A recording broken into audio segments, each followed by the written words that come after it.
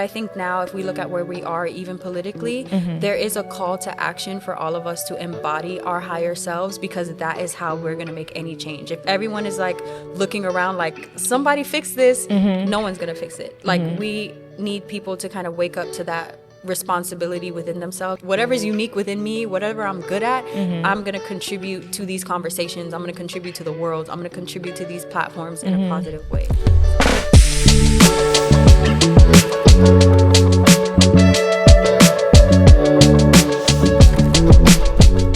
Welcome to the Evolution of a Rose podcast, where we are healing, becoming, and evolving together and on our own terms.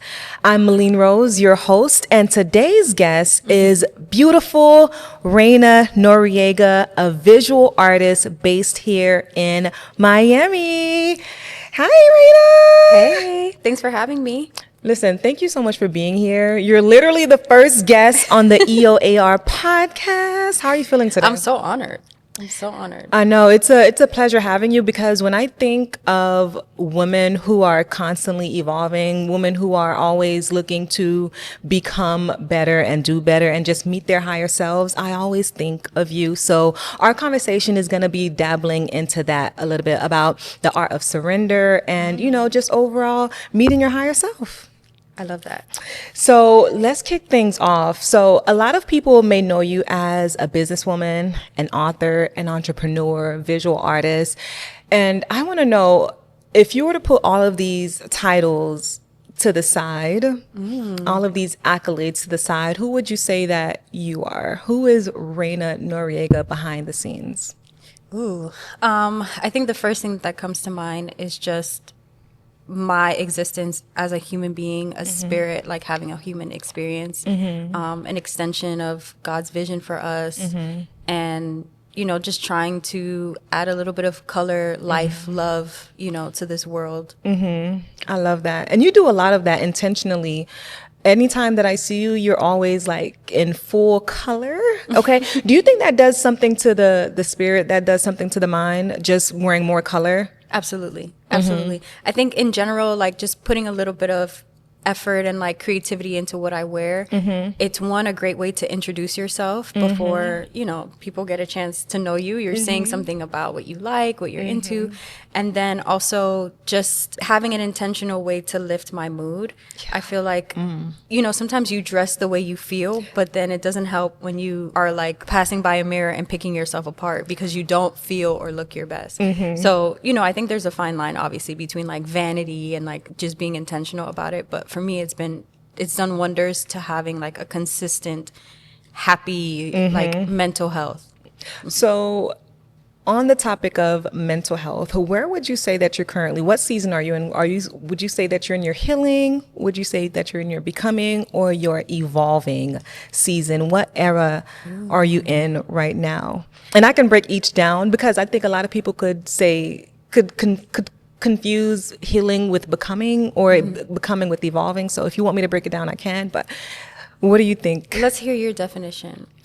Okay, so I think the healing season is when you realize that you aren't at your best, when you realize that enough is enough and you have to do something about it, whether you're in your heartbreak season, whether you're in a season where you feel as though you're stagnant, just whatever season that you feel as though something has to change, and you make a decision to make that change. And then once you decide, you begin to become, and you head into your becoming era. You're putting in the effort, and then there's your evolution season, where you're pretty much reaping the benefits of the healing and becoming season. But I honestly feel as though all of those seasons can look, it's not necessarily anything strenuous. Sometimes healing looks like rest. Like I'm resting today, and that in itself is healing, It doesn't necessarily have to be something painful. Yeah. Okay, so speaking of mental health, I want to know, what season are you in? Would you say that you're in your healing, becoming, or evolving season? Well, because I've done many different seasons of this trio throughout my life, it does get a little bit murky. I feel like I'm in between healing and becoming, and then probably in other areas of my life are already a little further ahead, so they're evolving. Ooh, okay. Ooh, okay. So you're not in one specific season. It all depends on the topic. So maybe in business, you're in your evolving, but in where would you say your healing and becoming season lies? I mean, topic lies, if you will. So I would say definitely like in my art, in my business, evolving. But then when it comes to my personal creative expression, like my painting and things like that, in between healing and becoming, probably closer to becoming, just realizing that, you know, I wasn't proud of the work that I was putting out. I love the work I'm putting out and people love the work I'm putting out, but there's a lot of other stories that were within me that I wanted to tell that were getting pushed aside to do like those other projects and things like that. And so going through different seasons of just feeling guilty when people are like, I'm so proud of you. I love this. I love, and then just being like, I don't feel proud because I just know that there's other stories that I need to tell and probably God wants me to tell. And just like putting in the intentional effort to see them come into fruition. Ooh, okay. So I'm going to park that right there because I want to go forward. I want to go backwards so we can come back to this point that you're in right now. Okay. In your healing, becoming, and evolving season.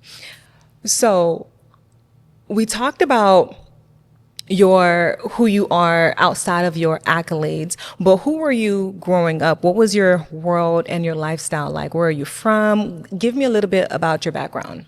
So I was born and raised in Miami, so I've been here my whole life, grew up. As a kid, I was definitely a people-pleasing overachiever, so very academically, you know, I just had to be a straight A student, like B's were unacceptable for me. I was the type of person that like it only took me getting in trouble for something once for me to be like never again. Like I never want to feel, you know, that would reprimanded. Right. So no talking in class. If I got a little mark about talking, that was it. I was I mute heard the you. rest of the year. Right. Okay. And Wow. and yeah, I think it took a while for me to figure out what I wanted to contribute to the world. I think that like I liked the feeling of making my parents proud. And then as I got older and I had to kind of figure out what makes me proud and what makes me happy, I think that's when I started to rediscover my love for art and just reimagine what a future could look like, outside of just being like the best or the smartest or this, you know, just like doing something that filled my soul and connected me to a community where I felt, you know, seen and loved and accepted for every part of me, not just the perfect parts. Ooh, so would you say that in some ways art allowed you to be more of a rebel? I don't know if I was looking to rebel. I was definitely looking to communicate in a way that I wasn't in my like normal day-to-day life, you know, definitely being able to tap into like, I was always called sensitive as a kid, and as a bad thing, it's like a negative thing, but just being able to kind of like express those feelings or my visions for the world that might seem far-fetched to other people, and this is not possible and that's not possible. Being able to like create those universes for myself was super empowering for me in that era. I love that. All right, so you weren't necessarily a rebel, but you more so wanted to use your art to express the things that were hidden within you, right? What do you think why do you think you weren't necessarily allowed to have the space to fully express yourself? Because I know you said you were a people pleaser, but was that self-inflicted? Or do you feel as though maybe within your family tribe, you may have been, I don't know, are you the last child? Second. The second, So, okay. Okay, So, second, okay. I think that definitely plays a role into it. You know, I think very early on, I was like how do I want to say this and not offend my siblings? It's not really offense to them. It's just kind of like how the dynamic played out was that, and it's not a good thing. It wasn't a good thing for me. I was like the child that was like, quiet. I'll take whatever punishment. Like, I'm not going to fight back for myself. I'm not going to talk back. Like, and then I always wanted to get good grades because I wanted to avoid being punished. Whereas my other siblings didn't care as much. They were more so like gonna do, you know, my older sister, she's gonna do what she wants to do. My younger sister was very much like me, but more vocal if she felt like something wasn't right or she didn't like something. And so I think I took on the responsibility of trying to like lessen whatever stresses my parents would have. And that was internalized. Like, they didn't ask me to. But I think that's kind of like when we talk about how kids develop attachment styles and how all that stuff forms in childhood. You fall into a role without even knowing what's happening. And you take on a responsibility that no one's directly asking you to do. But you kind of understand, like, okay, my older sister is a teenager and she's butting heads with my mom. I'm the person my mom goes to for comfort. Like, you know, You want to continue playing. take on, you take on that role. No one's saying like you have to be perfect because this is going on, but it's just something that, you know, you kind of fall into. And then if you have that personality already where it's like, I was very empathetic, didn't know what boundaries were, and just different things like that, you don't learn until you have to learn it. I think that's where that came from. So I wonder now, with realizing this about yourself, realizing the dynamics, at what point did you realize that, okay, this is too much for me. I no longer want to play this role in this way anymore? At what point did you make the decision that you don't necessarily want to continue to put yourself in those roles anymore? I think it built very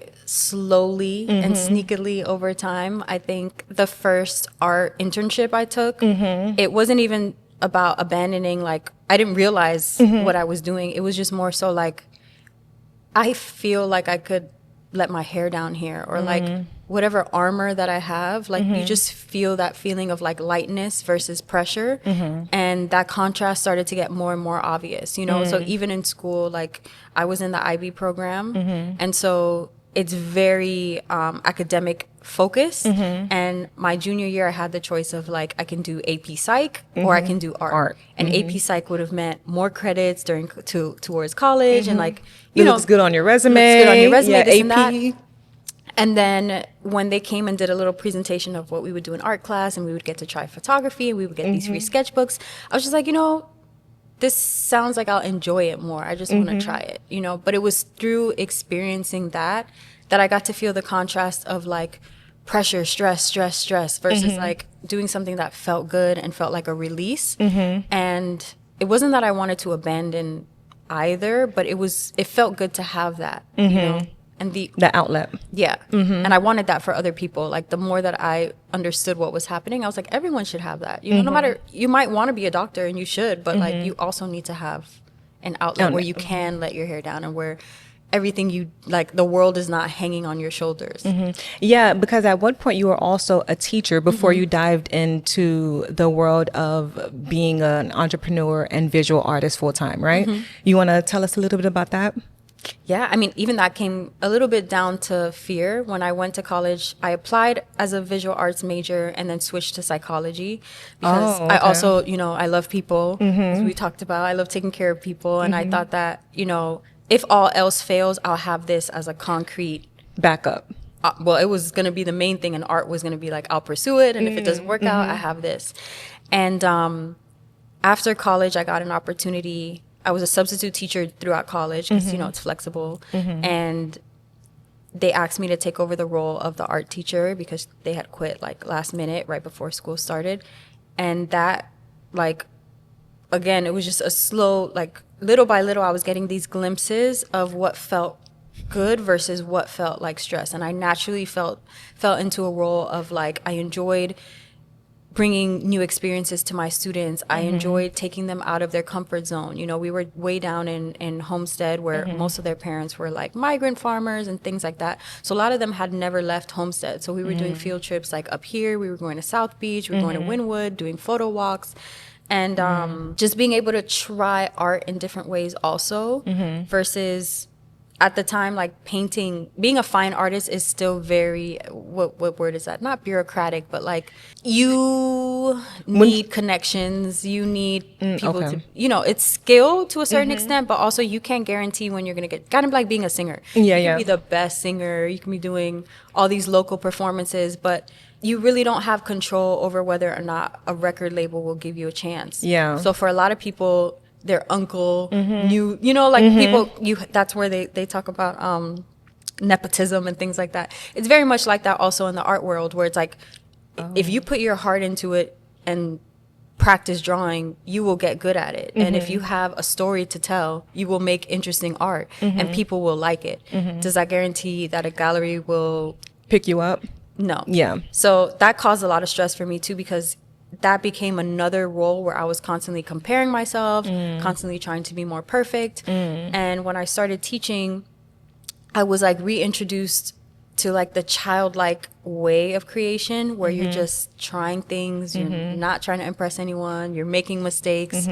And I was also teaching a digital art class, so it forced me to learn illustration, which, as we know, evolved a lot. Right, yeah. And I was doing like T-shirts and flyers and just designing things and being able to try all of these different practical ways to create art, which ended up being revenue streams. Because I went from making club T-shirts for the school to making T-shirts for clients who, commissioned that type of artwork, or flyers, or, just different things, where it became like a good second stream and third streams of income before I could get that, like, I guess they would call it like a big break. So at what point did you make the decision to leave teaching and do this full time? Because obviously you really loved it and you enjoyed it, but then you made the switch. So at what point did you decide to make that switch, and why? I mean, I credit it to, I think we put like ideas and dreams into the universe. And then for me personally, I like to wait for that nudge. Confirmation. That confirmation that like, okay, it's time. So the best thing that we can do, and my advice to anyone would be like, if you know you want something, lay the foundation. You want to eventually be like, you want to quit your job, save money, like, plant those seeds, but that doesn't necessarily mean that you're going to jump ship the first moment you have an idea. So for me, I did not anticipate being a teacher, and then I fell into the role, and then it was going so well. I loved my students. I made teacher of the year the first year. Like First year, something year. that you fell into and you just became teacher of the year. Wow, that's impressive. Yeah, so I was starting all these programs. Like, it was drastically changing the kids' like opinions and just kind of like energy in school. Aww. And by the third year, our school grade had fallen, I think, to like a D or something. Oh, wow. So that put everyone on high stress. And everything became about testing. Test prep test it. They started collecting the kids' phones. So everyone started to get more and more miserable. They started to cut a lot of my activities and programs. And so I started to get very uncomfortable within myself. And it no longer felt like that release. So, right. like we talked about, there's a difference between when you're like forcing things and when you just feel things kind of like flowing and you feel at home. And I just started to hear myself complaining a lot, like to my neighbor teachers. And I remember being a kid and hearing my teachers complain and not liking that. Not like it, You don't want to be here. Why are you? And it kind of have the reflected choice. badly on my opinion of school and my opinion of them. And I never wanted to kind of bring that energy. So I think that kind of planted a seed that like, okay, it might be getting near to like my time to go. Up. Yeah. And I had a goal to be financially independent by like 24 or something. And I think I had enjoyed teaching so much. I was at that point and I was like, oh, I don't need this anymore. I'm not close. Right. No, I'm not close to that goal because I forgot. I kind of forgot about that goal. So, oh, wow. So then at that moment when that light bulb kind of switched on, I started saving a lot more money. I started taking on a lot more freelance clients. And then, as God will do, there was a mistake with my paperwork. So when they hired me, I was a sub. I didn't have a teaching certificate. And they gave me like the tools that I needed to get the temporary certificate, which didn't go through until my second year. And you're supposed to have 3 years with that temp before you have to get your professionals. And you have reached that mark. They backdated my paperwork. So when I went to like apply for the program like a free program to move from temporary to professional and to save you like thousands of dollars on the classes and the different things. They sent me the state sent me a letter saying that unfortunately you only have 6 months left of your certificate, so we can't grant you the classes, but you can enroll at Broward College. And then I looked into it and it was like $4,000. And I was like, well, I don't have that right now. And I'm going to invest $4,000 to make $40,000 for the rest of my life, basically. Because I don't want to be a principal. I don't, you know, like I don't want to climb any ladder, and we're getting a 1% raise every year. Like, wow. So did you end up finishing that 6-month tenure that you had? 6 months? I finished out that year, but I didn't move to my professionals. And then it was really hard. It was like I couldn't tell my students for a while. I didn't know what I wanted to do. And I just kind of like, I wrote a list of what I wanted to feel and like what I wanted from my next role. And I ended up getting like 2 offers. And when did you get that offer? Like, was it like towards the end of the year? Towards the end of the year, yeah. One was to do like design and social media stuff for this brand that I was modeling for, this like makeup BoxyCharm. They're a pretty big brand back then. They did those beauty boxes, subscription boxes. And the second was to be a creative director for a startup, like a new art app where people could upload a photo and like commission an artist to draw it or something like that. So which one did you end up going with? The creative director role for the startup. Oh, nice. Okay, so I want to get into the art of surrender because that's what you essentially had to do. So from even becoming a teacher in the first place to having 6 months to renew and then now joining the new company, it all seems as though it was leading you up to just having to surrender over and over and over again. So I want to know, what does it look like for you when it comes to surrendering to something or someone? Is it something that you think that you are naturally good at, or do you think it's something that you've had to build over time because of circumstance? Ooh, I think it's something that has definitely built over time. I think that my life is a testament to surrender and to trusting God's timing. I think that I always gave myself options.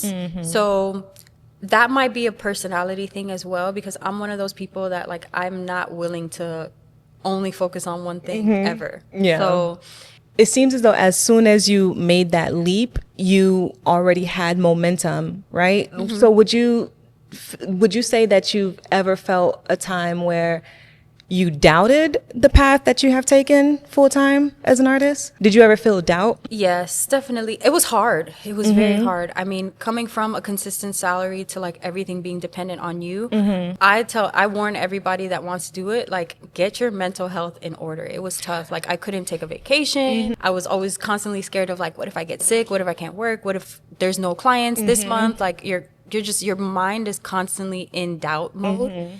And it taught me a lot. You know, it taught me not to be attached to a title. So the title of like full-time artist is great. It's a blessing. But I had to also accept that like, if there's a moment where things are not going well, you got to get a part-time job. And so I did twice. You know, you did? I found, I don't know if it was Craigslist or what back then, but some like, it was terrible, but it was like some male enhancement vitamin company. They needed like e-commerce graphics for their stuff. So it was still within along so the lines it was of graphic visual design, arts. but like the guy who ran the company, I don't know what he was on, but he was just intense, like lots of testosterone, something going on. So that didn't last very long.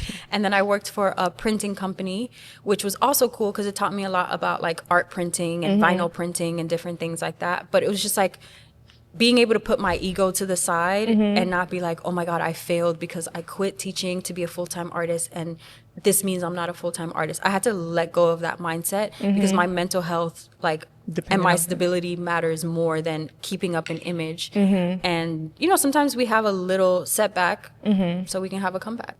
So honestly, I can relate to that because in this season that I'm in, I was actually just forced into this season because I was fired from my previous job. I was working full time for about a year and some change. I was working for the county and then I was fired, which ultimately forced me to do this full time. And I have moments where I experience doubt I'm like, yo, where's my next gig? Where's my money going to come from? Maybe I'm going to have to pick up a part-time job. I'm hoping not to have to go to like Uber Eats and stuff like that. But I can identify with that season that you're in when you're doing something that you love, but it's hard for you to see the full picture. So how'd you navigate that season for yourself emotionally? I think dogs are definitely emotional support. Definitely having. I have two. I have two. No, this year, what was it? Last year got so crazy, I had to get a second dog. I was like, this is not Listen. enough emotional support. No, seriously. Yeah, so I think, which also that the season I'm in now is the opposite too, because I think I'm intentional about where I live. Your home has to be kind of like that safe space you come to, that you can dream, that you can see expansion. And I think that helped. Just kind of, I made the decision when I was teaching. I was living in Homestead, and obviously everyone wants to live in Miami. And when I got my place in Brickell, for me, I kind of like pressure, so it worked for me. Where I was like, okay, if I want to keep this space, I have to make this amount of money, and I have to be willing to, work hard, whatever. So that helped, but then at the same time, it was a lot because starting off, and I would never tell people how much my rent was, because at that time most of my friends lived at home or they had a roommate. And then it was like, I had a vision. I wanted a loft in Brickell. It was $2,200, which even today people are like, oh my God, $2,200 for rent. Back then that was a lot. Most of my friends were like not paying more than $700 if they were splitting it or they were home. But I knew that I wanted to be close to where events were happening, and I wanted to be in a space that, I could walk, I could get fresh air. And being there helped my mental health, even though the stress of the money didn't sometimes. Yeah. So I think, and also you have to get creative, because like I said, I couldn't travel because that's an extra expense when you don't know where your next check is coming from. So I had to find places in Miami that felt like that felt like I was taking a little trip, or, whether it's just a walk on the water. I lived on like where the Miami River is, I guess, in Brickell. So just walking with my dog and seeing dolphins or manatees, and it just feeling like you're somewhere, like you're in the Bahamas. Yes. Journaling more, like just really putting a face to my fears and being able to have that dialogue with myself and not let them run rampant. Also, lots of affirmations, lots of mirror work, and just that voice in your head that tells you can't. You have to it takes a lot of work to shut it down and make the default the voice that hypes you up. So it took me a while of being like, the way that my brain talks to me, I don't talk to anyone. I wouldn't talk to my mom like that, my friends, my boss. Why is my brain defaulting to tell me that I can't, or I won't, or this is gonna fail? So it just took a lot of like intentional practice to switch that voice into something that was hyping me up and telling me it's gonna be okay, we're gonna get through this, you can do this, you've done it in the past. Like, that has to be the default thinking. And that literally is a skill that you get better at over time, because even myself, I find myself having those doubtful thoughts, but then I realize that those thoughts aren't leading me closer to where I want to be. If anything, is just keeping me stuck in my current situation. But I actually want to go back to what you mentioned about putting yourself in position to get more creative, even though it may not be responsible, if you will, or sustainable, because I honestly think that at the end of the day, no risk, no reward, and your brain is conditioned to protect you. So if you remain in a situation that's more comfortable, you're never gonna allow yourself to push past the comfort zone to ultimately get to where you want to be. And I want to ask you, do you think that's a part of what it takes to become your higher self, constantly putting yourself in uncomfortable situations, whether it's considered irresponsible or not? Absolutely. I mean, because that was something that I observed, right? Just from my friends, and like, it was like everyone who always said something was too expensive or didn't have money, it was like that for years. So my friends that were like, I'm saving up, I can't afford to move out, they would say that year after. They would be unhappy, they would be stressed out, but their mind wasn't allowing them to expand into a reality where like, this is possible and this is possible, and so I kind of observed that, and I was like, when I take a leap, God shows up and Amen. opportunities show up and it happens. So I tell people that with everything, like even collecting art, like collecting art seems like, oh, I can't afford to collect art right now. But until you have it in your mind that like, this is something I want to do, I'm going to set aside money. The money somehow appears, the budgeting, whatever it is in your life, travel. If you're like, I can't afford to travel, people that travel, they're traveling all the time and they're figuring it out. But you know, when you tell yourself like, I have to wait for this, it just, that mindset doesn't allow you to find opportunities to make it come to reality. Exactly. And so not only for things that you want, even for who you want to be, if you're telling yourself there's no way I could talk on camera, there's no way people care what I have to say to read my books, there's no way people would like my art, you're never going to step into that version of yourself that is willing to put themselves out there because they believe that there is an audience for that and there is a need for that. So it's just like rewiring your brain, whether we call it different things, prayer, manifestation, like you create luck by showing up. And you have to believe that you need to show up. Speaking of showing up, you mentioned mirror work. I want you to get into a little bit about that because I'm not familiar with that term, but it does go hand in hand with the prayer, with the meditation, with affirming yourself. But I want to know what that looks like exactly. You can do it in different ways. It's just a practice of kind of like looking at yourself in the mirror. So you're kind of eye to eye and you're speaking, you know, whatever it is that you need to hear into yourself, speaking life into yourself, positivity, encouragement. Some people put like Post-its on their mirror so that every time they are looking in the mirror, it's a reminder of an affirmation that they need. And it's just kind of powerful because you're facing yourself and you're actively changing the way you see yourself. Because in your mind, you might have like a different picture of yourself, but like you're actually facing yourself when you're looking in the mirror. Yeah, and I guess it also goes into what they say about like the more you repeat something, the more you believe it. So I guess that kind of goes into fake it until you make it. Absolutely. That's the only area that I accept fake it till you make it. But your mindset, until your mindset catches up, for sure, fake it till you make it. Oh, I'm not gonna lie. At one point, I almost got emotional because everything that you described about just wanting something and year after year, you're saying the same thing over. So I asked you earlier what season you were in. And I would say the season that I'm in is more so my becoming season. I say that in a way that I'm not it doesn't feel, I feel as though becoming should always be like empowering, right? But for me, you mentioned something about your friends saying that they want something, but year after year, they're still in that same season. And for me, that's what has been, just feeling as though, well, I don't want to do this because that would be irresponsible of me, or that would probably push me back, or that would be too much on me emotionally, or and just feeling as though I am incapable, right? For whatever reason, whether it's self-inflicted or reality. So aside from like the journaling and the mirroring and the meditation and the dogs, what has allowed you to truly maintain the mentality that you have to keep going? Because the doubt and everything, they will always continue to show up.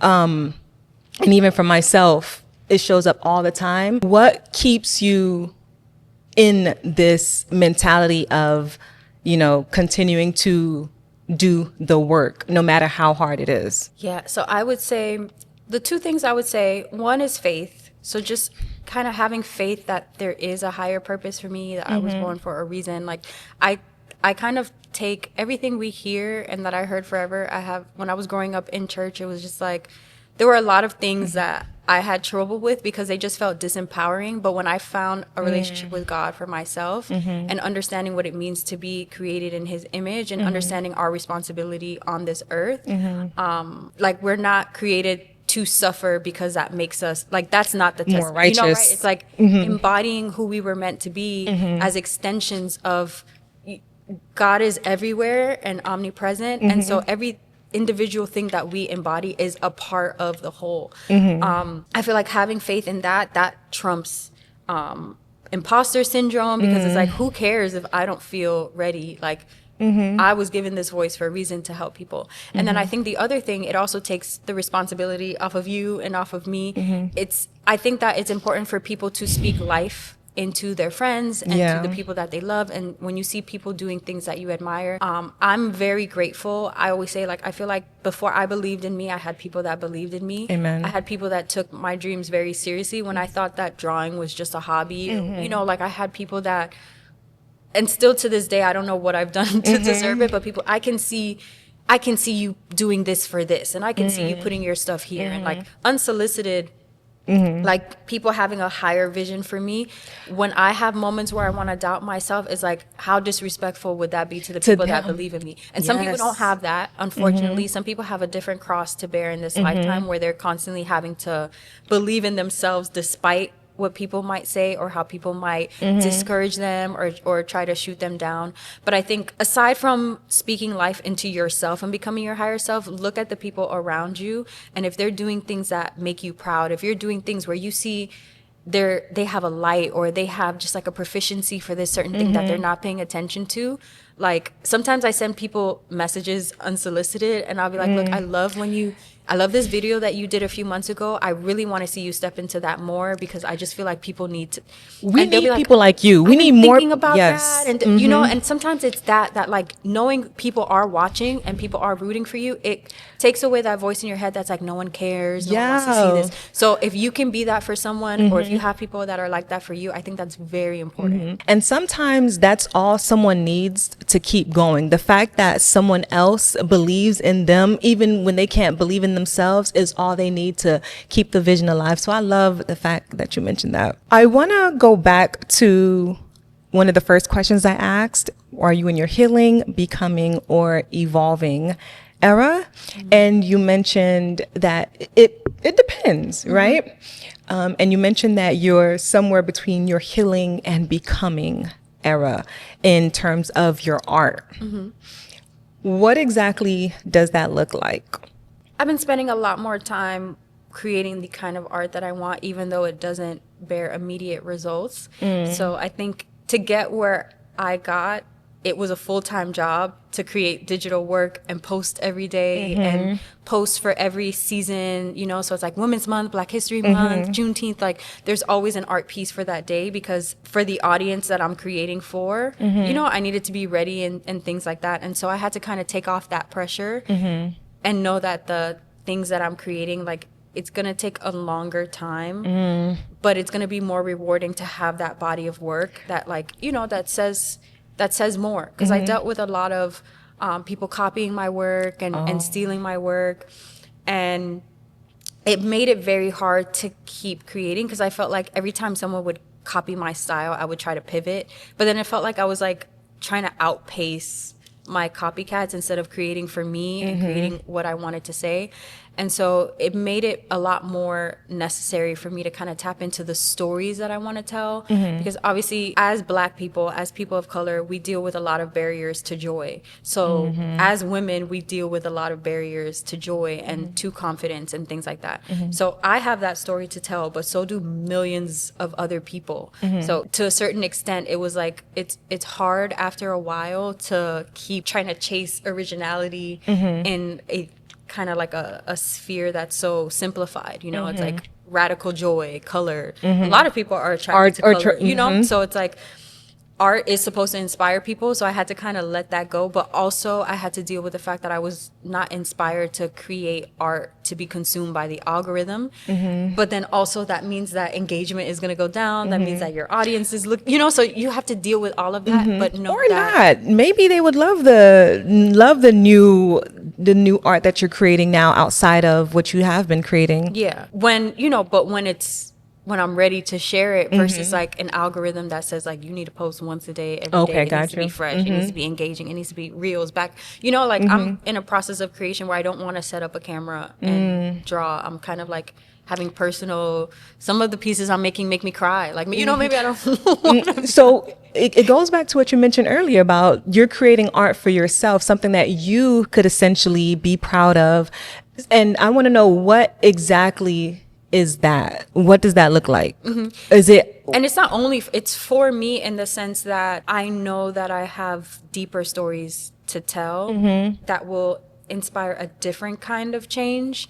I feel like when my art became popular, it was needed. We were going through a dark time. Like when it started to blow up during COVID and things like that, we needed a little bit of joy. But I think now if we look at where we are, even politically, there is a call to action for all of us to embody our higher selves, because that is how we're going to make any change. If everyone is like looking around like somebody fix this, no one's going to fix it. Like we need people to kind of wake up to that responsibility within themselves of like whatever's unique within me, whatever I'm good at, I'm going to contribute to these conversations. I'm going to contribute to the world. I'm going to contribute to these platforms in a positive way.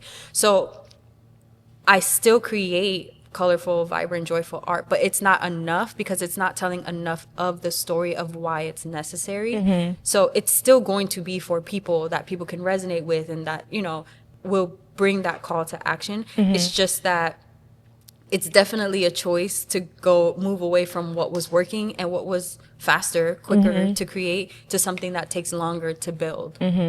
I love the call to action, because essentially you're wanting everybody to look within themselves to see how they can be more of an impact to the world and make an actual change. They say like the light in me like illuminates the light within you. Like that's the goal. If all of us embody our light, we're going around turning on light bulbs for other people. Oh, I love that. I love that. I want to get into dating and relationships, because on your platform, you're extremely vocal about dating in this current era. And in your book that you released a few years ago, In Bloom, a poetic documentary of the journey to higher self, you talk a lot about heartbreak.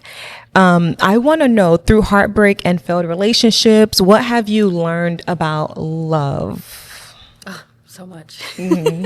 I think it ties into that same theme of just like what feels good versus like what's forced, you know, what flows with what's forced. And what I started to learn, I think I always wanted love, desired love, believed in love, you know, growing up with my parents' love story, and you just think it's going to be like, oh, you know, they explain it like we just clicked and we just got married, and that's literally what happened. Like they met in December and my dad proposed like within 3 months or something like that.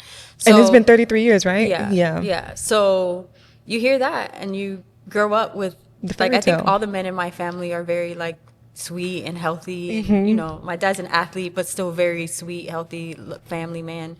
And you think that, oh, life is going to be like that. Like, you just got to find a nice guy and there's bliss after that. Yeah. Set you up for failure. So I knew I wanted to work for myself and be able to like contribute, like should anything go wrong or just this and that. Even though I had a tendency to romanticize like people and relationships and like wanted to work, I credit it to God, because me learning boundaries and embodying certain things like within me that I needed to become the woman that I am is only through like just feelings of discomfort and different things that God is showing me, because I want to be in love. I want to like accept this person as they are, but there's just always something that God is like, this is not it. Like, this is not it. Like your higher self is calling. So I feel like every time I would go through a relationship where I would spend time being like uncomfortable, unhappy, unsatisfied, and then I would come out of it and I'd be like, wow, like my brain is so much quieter by myself. Why did I stay in that situation? And then it would happen again, and I would be a little bit more aware of the contrast to be able to like, oh, gotta nip this in the bud. And you know, little by little, different disappointments and things, I kind of like fell. Even my career, it was something that I always thought of as like, okay, one day I know I want to be a mom. What careers can I have that I can be home with my kids and have work. a career? And I was like, oh, I could be a writer. You know, so that's kind of how that came. But then it became something where now this is what works out, and the relationships don't necessarily work out, or where I have reached in my career intimidates like potential partners, which was weird to me, because I'm like, I love the fact that you've been intentional about how you see your relationships evolving, how you are considering your career field or your life as a mother, and how your career field will play into that. But I want to know, how do you navigate surrendering in relationships and marriage and also being intentional. How do you balance the two? I mean, I've had to surrender the whole time because I could have very well married my high school sweetheart. You know, it was just a matter of, what are you more committed to, your version of the dream, or are you going to let it like flow the way that is best for your the full expression of what God wants you to be? Because I think that there were always like just little things that would, not to say little things, but there would just be little incompatibilities that I would have to accept were going to delay, you know, what I wanted. I wanted to be married. I want to have kids. But if I stay with this person that is emotionally stunted, or this person that doesn't believe in the same love language or version of romance that I believe in, or this person that is carrying all this trauma and will not work with me to work through it so that, you know, communication can improve, or this and that. This is a person that is not a bad person. This is a person that wants to be with me. This is a person that would take the next step for me. But is this what I want for my children, or is this what I want for my future? And having to be like, okay, this is not it. This is not, at 24. Okay, this is again not it. At 20. Okay, this is not it. At 30. And even though, you know, that's something that I would have wanted then, it's more important to get it right, because any environment that I have been in that I wasn't supposed to be in, it crumbled. So trying to force something anyways, to me, is just like risking a worse ending. A bad father for your children. Yeah. And I think it keeps getting me closer to really understanding what it is that I want. I used to feel, again, just because growing up and just seeing my parents, and I thought that nothing mattered besides love. And so I would not care like what someone's job was. I wouldn't care about certain things. And then it would show up in the relationship anyways, that either they cared and they felt insecure, and then I was like, this is probably a sign that I also need to raise my standards. You know, like this is probably a sign that this does have to matter. And this is probably a sign that, you know, everything I've had a vision for, God has delivered plus some. But yet we're kind of conditioned in society that we have to settle in relationships. No one's perfect and this and that. And I had to figure out what that means, because it's very true. No one's perfect. You don't meet someone and know how to communicate with them, how they're best receptive to love or to criticism or to whatever. Even yourself. We're not perfect too. Our relationships with family, with siblings, like we've known each other since birth and we're still figuring out how to communicate. So that's not something that I expect, but I've had to learn, especially like I feel like this year I've finally accepted that if I don't like someone, I don't like them, you know? Period. No guilt. Great guy, great job. He's what the ladies want. He's tall, he's handsome, whatever. But not for me. Like it's not clicking, and not having that guilt of like, am I too picky? Because I've figured out what it is that I need, and it has nothing, it's not superficial. So then I know God put that desire in me for a reason, and I have to just be patient and focus on what's working until it comes back around. It's the same thing that happened with my career. You know, like I self-published my books because at the time, like that's what was within my control.